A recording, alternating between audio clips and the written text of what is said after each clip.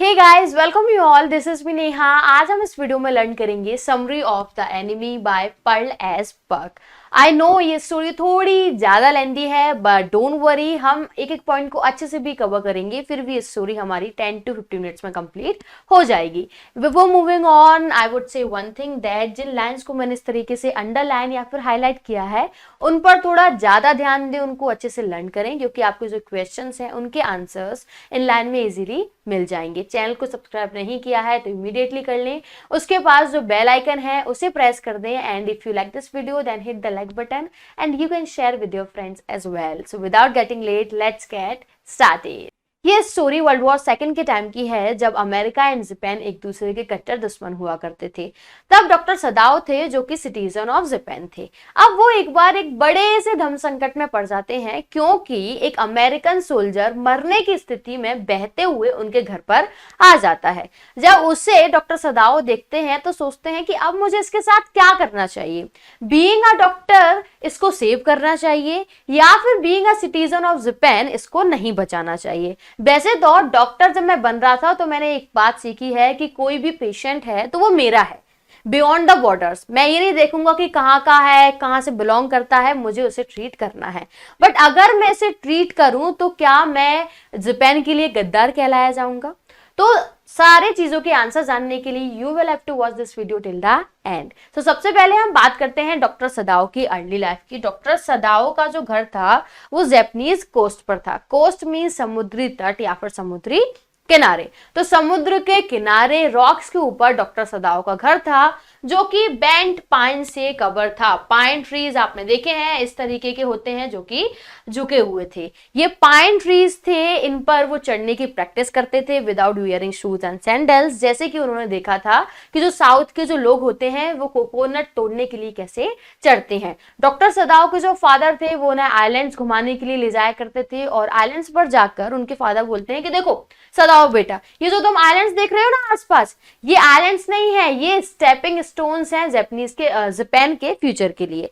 तो ये सुनकर डॉक्टर सदाओ बोलते हैं कि यहां से हम कहां जाएंगे।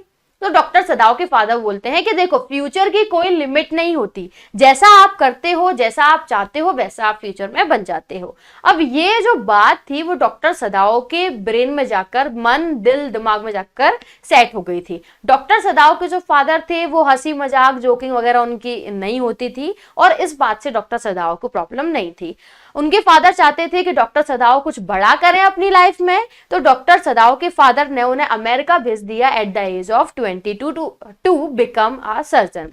तो at the age of 30 America से डॉक्टर सदाओ लौटते हैं। अब वो एक सर्जन बन चुके हैं, और ना ही एक सर्जन बल्कि एक साइंटिस्ट भी बन चुके हैं, क्योंकि वो डिस्कवरी कर रहे हैं कि कैसे किसी वुंड, कैसे किसी घाव को एंटायरली क्लीन किया जा सकता है। तो जब वो 30 की उम्र में अमेरिका से लौटते हैं तो ये सब देखकर उनके फादर काफी खुश होते हैं, और वो डाइंग स्टेट में वो भी थे, तो वो वहां से एक्सपायर हो जाते हैं। अब जापान और अमेरिका का वॉर तो चल ही रहा था, जैसा कि आपको पता है। तो जापान के जो कुछ लोग हैं, देखो वर्ल्ड वॉर वगैरह होते हैं, वहां लोगों की कमी पड़ जाती है, तो आसपास से सारे लोग एक एक मतलब जाते हैं अब्रॉड लड़ाई करने के लिए, राइट। तो इनको भी जाना चाहिए था, क्योंकि डॉक्टर हैं, तो डॉक्टर किसी को चोट लगती है तो डेफिनेटली उसको ट्रीट कर पाएंगे। बट वो जो जनरल थे जापान के, वो नहीं भेजते, उन्हें अपने पास ही रखते हैं, क्योंकि वो जानते थे कि एक तो इनकी डिस्कवरी चल रही है, सेकंड ये है कि अगर मुझे कुछ हो गया तो फिर मुझे कौन ट्रीट करेगा। वो डॉक्टर सदाओ के अलावा वो किसी पर भी ट्रस्ट नहीं करते थे। तो अपनी हेल्थ के चलते, क्योंकि वो काफी गंभीर हालत रहती थी उनकी, तो उन्होंने उन्हें ट्रूप के साथ नहीं भेजा। अब एक दिन डॉक्टर सदाओ अपनी छत पर खड़े हुए थे और देख रहे थे कि आइलैंड से कितना सारा मिस्ट आ रहा है, मतलब पूरी जो आसपास का जो एरिया है वो धुंधला पड़ गया है, कुछ भी दिखाई नहीं दे रहा है। और वो सोचते हैं कि अगर मेरी हना से शादी नहीं हुई होती तो किससे होती, वह कितनी अच्छी लड़की है, राइट। तो फिर वो थोड़ा फ्लैशबैक में जाते हैं और थोड़ी पुरानी बातें करते हैं कि मैं जब अमेरिका गया था तो हमारे जो प्रोफेसर थे हार्ले, ओके, वो अपने घर बुलाया करते थे, क्योंकि जो फॉरेन स्टूडेंट्स थे वो थोड़े काइंड थे उनकी साइड, तो थोड़ा सिखाने के लिए बुलाते थे। तो मुझे उनके घर जाना बिल्कुल भी पसंद नहीं था, क्योंकि देखो उनके जो घर के जो रूम्स थे वो बहुत ज्यादा स्मॉल थे। उनकी जो वाइफ थी वो बहुत टॉकेटिव थी, बहुत ज्यादा बोलती थी बिना बात के। और थर्ड ये है कि उनका जो खाना था वो बिल्कुल टेस्टी नहीं बनता था, तो मेरा मन तो नहीं करता था, लेकिन मैं वहां चला गया वहां। तो मैंने जब वहां हना को देखा तो बस पहली नजर में मुझे उससे प्यार हो गया। लेकिन मैंने डिसाइड किया कि जब तक मैं ये कंफर्म ना कर लूं कि ये प्योर जापानीज है, तब तक मैं इससे शादी नहीं कर सकता, क्योंकि उनके जो फादर थे वो बहुत ज्यादा कॉन्शियस थे जापान को लेकर। अब देखो जापान में रह रहे हैं और उस टाइम वॉर चल रहा है, तो अमेरिका की किसी भी लड़की को कैसे ले लेंगे, राइट। तो उन्होंने कहा पहले मैं अपने फादर से कंसल्ट करूंगा और कंसर्न करूंगा, एंड उसके बाद अगर वो हाँ बोल देते हैं तो मैं इससे शादी करूंगा और प्यार भी तभी करूंगा। तो वो अपने फादर को सारी चीजें बताते हैं, तो वो एग्री कर जाते हैं, क्योंकि वो भी प्योर जापानीज थी। तो दोनों की शादी हो जाती है, उनके 2 बच्चे भी हो जाते हैं। इतने में पीछे से हना आती है, जो कि किमोनो के ऊपर हाउरी पहने हुई है, और आकर डॉक्टर सदाओ के ऐसे हाथ डालकर खड़ी हो जाती है, स्माइल करती हुई, कहती कुछ नहीं है। अब दोनों खड़े होते हैं एंड वो देखते हैं कि मिस्ट में से एक इंसान आते हुए दिख रहा है, राइट। एक इंसान आकर उनके घर के बाहर गिर जाता है, तो उन्हें लगता है कि वो एक फिशरमैन है जो कि यहाँ आके गिर पड़ा है। तो दोनों के दोनों भागे भागे नीचे जाते हैं और देखते हैं, तो सोचते हैं कि जरूर ये फिशरमैन है, बट जो हैना है वो बोलती है कि देखो अभी ये धुंधला है, तो यहाँ फिशरमैन वगैरह तो हो नहीं सकते, और 1 और 2 माइल अवे रहते हैं फिशरमैन, यहाँ नहीं आते हैं। तो उनको थोड़ा डर बढ़ जाता है कि अरे कौन हो सकता है, कौन हो सकता है, कौन हो सकता है। एंड देन उसके बाद क्योंकि वो गिरा है ना, तो ऑन फेस गिरा है, तो फेस नहीं दिख रहा है, तो और वो एक कैप पहने हुए हैं, तो बाल वगैरह भी नहीं दिख रहे हैं। तो जैसे ही सदाओ झुकता है एंड सदाओ जैसे ही उसको उस लड़के को टर्न करता है, तो एकदम शॉक रह जाता है ना। बोलती है OMG इट्स व्हाइट मैन। ये देखकर white man means American soldier, समझ आ रहा है, मतलब अमेरिका का है, यानी कि ये हमारा दुश्मन है। ये देखकर है ना एंड सदाओ शॉक रह जाते हैं। ऐसे ही उसकी कैप निकल जाती है, देखते हैं कि उसके जो हेयर हैं वो येलो कलर के हैं, बियर्ड भी है, तो ये एक अमेरिकन है। ये देखकर दोनों शॉक होते हैं। अब सोचते हैं एंड चक्कर क्या है कि वो मरने की स्थिति में आया है, यानी कि वो प्रिजनर ऑफ वॉर है, वो एक सेलर है, एंड डेफिनेटली उसे पकड़ लिया होगा, और पकड़ने के बाद ये भाग गया होगा वहां से, तो गोली वोली मारी होगी, और यहाँ आकर ये मतलब पानी में बह गया, और पानी में बहते बहते ये आ गया। अब देखो जो रॉक्स थी, जैसा कि हम जानते हैं, तो रॉक्स थोड़ी नुकीली थी, तो वहां से भी उसकी बॉडी पर सारे घाव बन गए थे। डॉक्टर सदाओ उसे देखता है, तो दिखता है कि बहुत सारे वाउंड हैं, ब्लड निकल रहा है, एंड पीछे एक गन लग गई है, मतलब बुलेट लग गई है, एंड वो जो एरिया है वो ब्लैक पड़ गया है, क्योंकि गन पाउडर से वो ब्लैक पड़ गया है। और डॉक्टर सदाओ हना को बोलते हैं कि ये बहुत पुराना घाव नहीं है, मतलब ये बहुत पुरानी बात नहीं है, ये अभी की बात है, कुछ ही दिनों की बात है, राइट। तो अब हना और सदाओ सोचते हैं कि अब क्या करना चाहिए, बचाएं नहीं बचाएं, बचाएंगे तो मान लो हमने डॉक्टर की रिस्पॉन्सिबिलिटी फुलफिल कर दी, और अगर नहीं बचाया तो डॉक्टर से गए और सिटीजन ऑफ जापान फुलफिल कर दी। तो ये सोचकर काफी कंफ्यूज होते हैं। तो हना बोलती है और सदाओ बोलता है कि एक काम करते हैं, इसे वापस पानी में डाल देते हैं, ये सबसे बेस्ट रहेगा।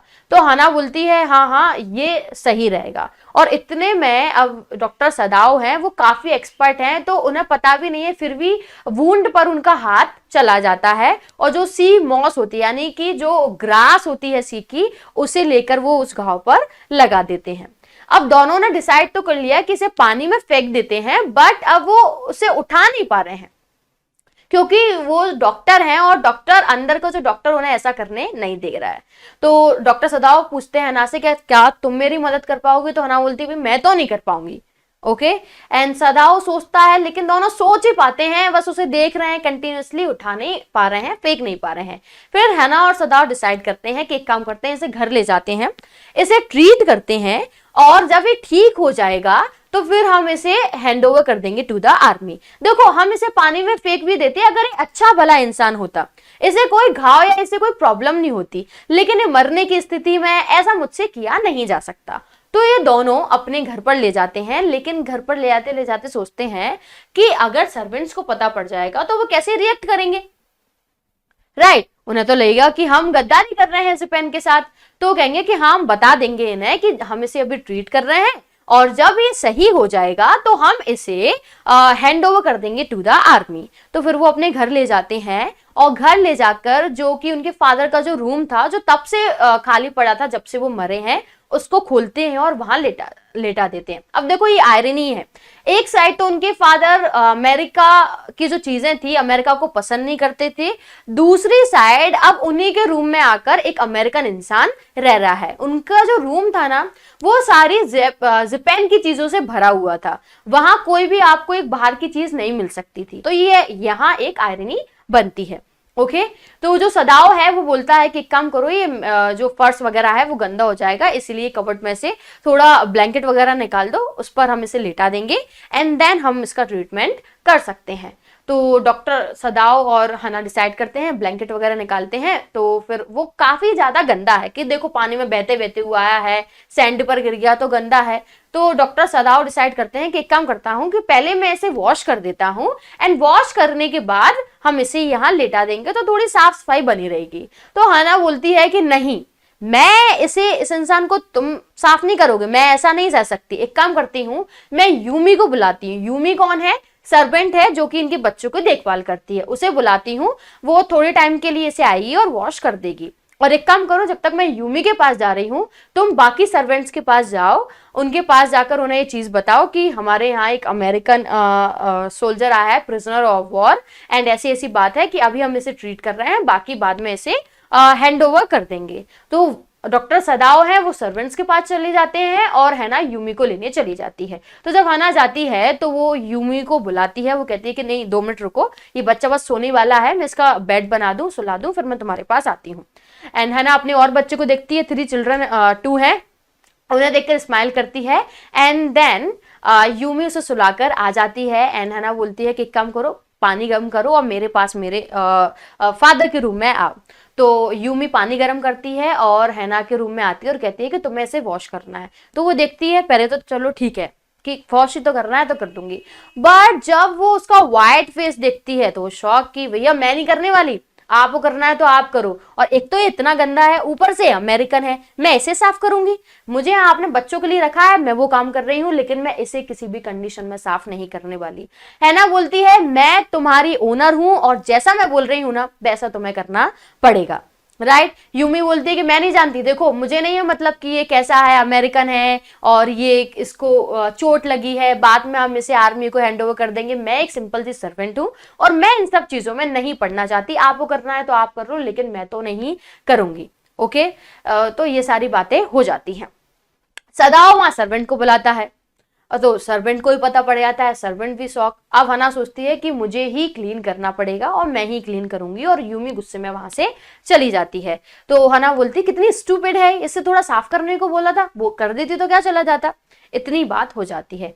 जब हना बाहर लोगों को सुनती है, सर्वेंट वगैरह को सुनती है कि हमें क्या करना, हम क्यों साफ करें, ओके अभी कोई आ गया और हमें तो पकड़ ही लेंगे क्योंकि हम तो गद्दार बन गए ना, और हमें डेफिनेटली आर्मी पकड़ लेगी और हमें सजा भी देगी, हम क्यों करें ऐसा, हमें बिल्कुल भी नहीं करना चाहिए। और ये डॉक्टर सदाओ बोल रहे थे कि वो उसे गन लग गई है, वो रॉक से छिल गया है एंड हमें उसे ट्रीटमेंट करना पड़ेगा। अरे भाई ये जो आर्मी है वो गन को थोड़ी, वो रॉक्स को थोड़ी पकड़ेगी, वो पकड़ेगी तो हमें, उन्हें क्या करना चाहिए। ये सब बातें है ना सुनती है और वो सुनती है कि कहीं ना कहीं ये बात सही भी है।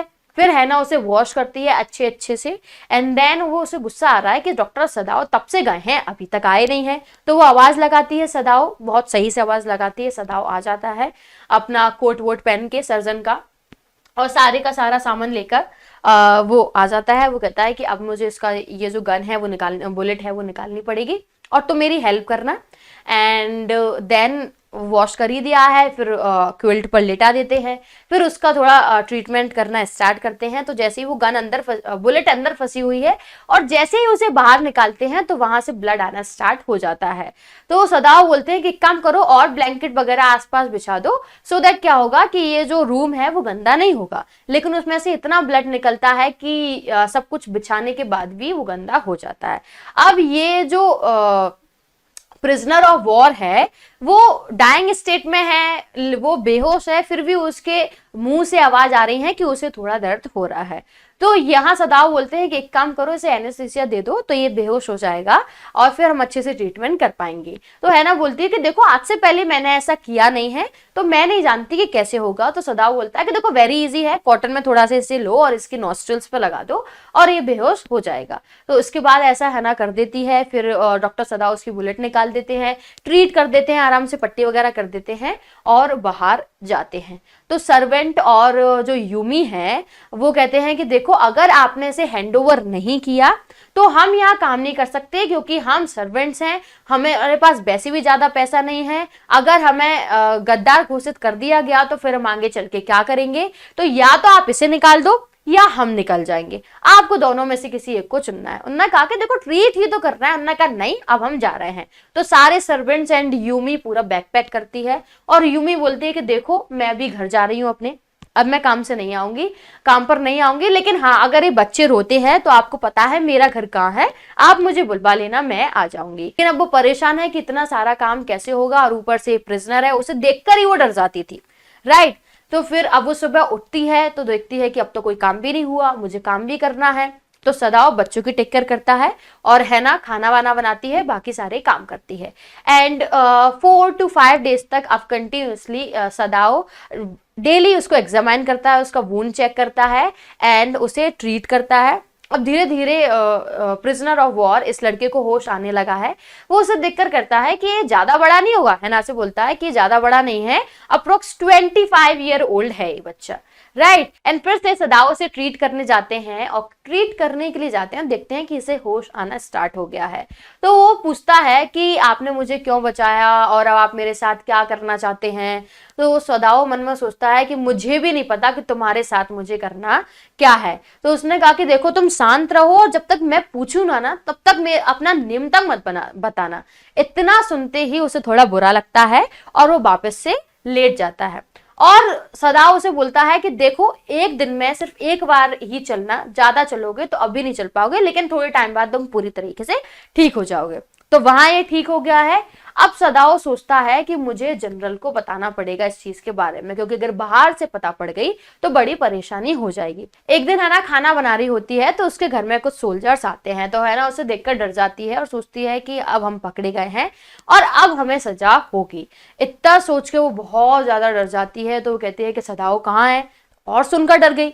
तो सदाओ के पास वो लोग जाते हैं और वो कहते हैं कि जनरल की तबीयत ठीक नहीं है, तुम चलो एक काम करो, उनके पास चलो। तब जाके हैना को थोड़ा रिलैक्स होता है कि अरे जनरल के लिए बुलाया है।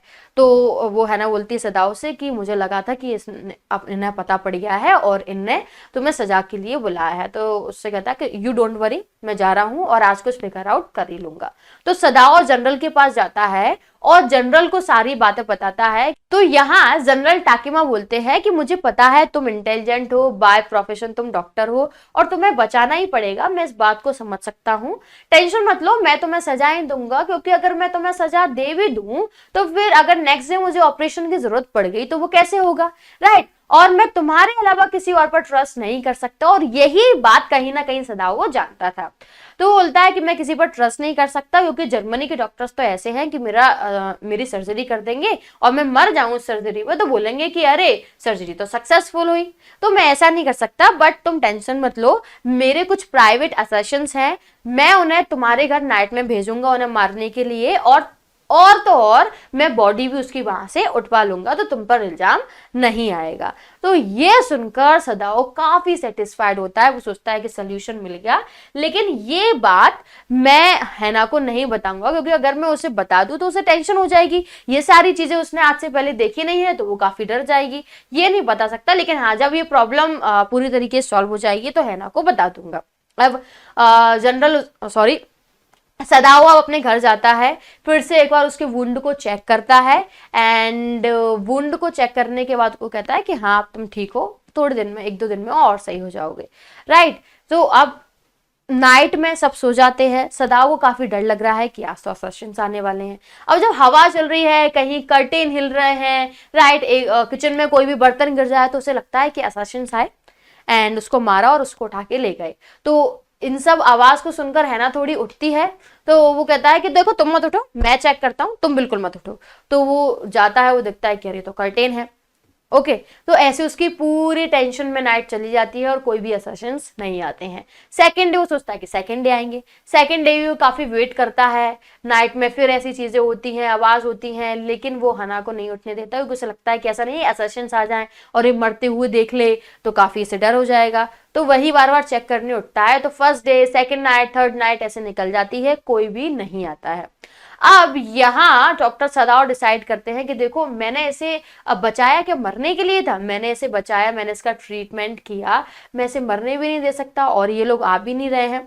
तो वो प्रिजनर ऑफ वॉर के पास जाते हैं। वो कहते हैं कि अब तुम ठीक हो गए हो। तो उसने कहा कि हाँ मैं ठीक हो गया हूं, अगर तुम मेरा नेम नहीं पूछ रहे हो तो मैं बताता हूं कि मेरा नेम है टॉम। ओके एंड वो बोलता है कि देखो अब तुम ठीक हो, डॉक्टर सदाव बोलता है, और अब मैं तुम्हें सारे कपड़े दे रहा हूँ जिपेन के, जैसे जैपनीज पहनते हैं, और खाना दे रहा हूँ, फूड दे रहा हूँ, और अभी तुम मेरे साथ चलो। ये बोट है, यहां से तुम वहां उस आइलैंड पे चले जाना और वहां आइलैंड पर जाके तुम कोरियन बोट पकड़ लेना और वहां से तुम अपनी जगह जा पाओगे। तो यहाँ वो प्रिजनर ऑफ वॉर टॉम बोलता है कि थैंक यू सो मच, तुमने मेरी एक बार तब जान बचाई, एक बार अब जान बचा रहे हो। अब सदाओ को अंदर से अच्छा तो ही लग रहा है, लेकिन वो कर भी क्या सकता है कि अभी बता दे तो से खुद को पनिशमेंट हो जाएगी। एंड फिर सदाओ बोलता है कि ये टॉर्च रखो और वहां जाकर अगर तुम्हारा खाना खत्म हो जाए तो मुझे उस फ्लैश से एक सिग्नल देना, राइट, लेकिन ना अंधेरे में देना ना उजाले में देना, बीच टाइम पर देना, राइट। और अगर तुम पूरी तरीके से ठीक हो फिर भी मुझे एक सिग्नल देना, और अगर तुम फिश खाना चाहो तो कच्ची फिश खाना, उसे पकाना मत, अदरवाइज उसका स्मोक आएगा और लोग तुम्हें पकड़ लेंगे। ये सारी बातें अच्छे से समझा देता है सदाओ उसको एंड वो वहां से चला जाता है। अब वो देखता है कि 2 दिन हो गए हैं, 3 दिन हो गए हैं, 4 दिन हो गए हैं, कोई भी फ्लैश नहीं आ रहा है, यानी कि वो वहां से जा चुका है। अब जनरल का फिर बुलावा आता है कि जनरल को एक ऑपरेशन की जरूरत है, तबीयत ज्यादा खराब हो रही है। तो वो जनरल के पास जाता है एंड उसको ट्रीट करता है क्योंकि उसका जो लिवर है वो थोड़ा सा मतलब थोड़ा जो गॉल ब्लैडर है वो थोड़ा उस ज्यादा परेशानी में है। फिर उसको ट्रीट करता है। तो सदाओ बोलता है कि अभी तो मैं इससे नहीं पूछ सकता, लेकिन बाद में पूछूंगा कि आपने क्यों नहीं भेजे, अभी तो ये टाइम नहीं है। जब जनरल टाकेमा की अच्छी से सर्जरी हो जाती है, थोड़े थोड़े ठीक होने लगते हैं, तो सदाओ पूछता है कि आपने कहा था कि आप प्राइवेट असर्शंस भेजोगे, फिर आपने क्यों नहीं भेजे। तो जनरल टाकेमा बोलता है कि देखो तुम्हें पता है कि मेरी हेल्थ कितनी खराब है और मैं अपनी हेल्थ को लेकर काफी कॉन्शियस हूं, इसीलिए मैं भूल गया। तो फिर सदाओ बता देता है सारी स्टोरी कि उसने ऐसे ऐसे एस्केप करा दिया है। तो जनरल टाकिमा बोलता है कि चलो ठीक है, कोई बात नहीं है। अच्छा एक बात बताओ कि अब मेरा कितनी बार और इलाज किया सकता है कि मैं बच जाऊं। तो डॉक्टर सदाओ बोल सकते हैं कि अब आपके पास ओनली 1 अटेम्प्ट है, राइट। तो जनरल टाकिमा बोलता है ठीक है, देखो अभी भी पनिश नहीं कर सकता क्योंकि 1 अटेम्प्ट है, अगर कुछ प्रॉब्लम हो गई तो कौन ठीक करेगा। एंड इसके बाद डॉक्टर सदाओ वहां से निकल आते हैं और सोचते हैं कि आखिरी इंसान है, जब से मैं अमेरिका से आया हूं मैंने इसे देखा है, राइट। वहां मैंने काफी लोगों को देखा, मैं अमेरिकन प्रोफेसर से मिला, ओके, उनकी लेडी से मिला और एनाटॉमी के जो टीचर थे उनसे मिला, लेकिन उनके बाद से ये आखिरी पर्सन है जिससे मैं मिला। एंड इसके बाद सदाओ सोच रहे हैं कि मैंने इसे क्यों बचाया, I mean, बचाया तो बचाया क्यों। तो इस कंफ्यूजन के साथ ये स्टोरी यहीं एंड होती है। देखो यहाँ क्या बात समझ में आई, यहाँ बात समझ में ये आई है कि जो सबसे बड़ा धर्म है वो इंसानियत का होता है। इंसान के नाते आपको दूसरे इंसान की हेल्प करनी होती है। आप बॉर्डर नहीं देखते हो, आप बाउंड्रीज नहीं देखते हो कि कहाँ का है कैसा है। अगर वो इंसान है तो being a human आपको उसकी हेल्प करनी पड़ेगी। So if you like this video then hit the like button and do comment in the comment section below कि ये वीडियो आपको पसंद आई, कैसी लगी, अच्छी लगी होगी definitely, and if you are liking these videos so much then you can share with your friends. So thank you so much guys, thanks a lot.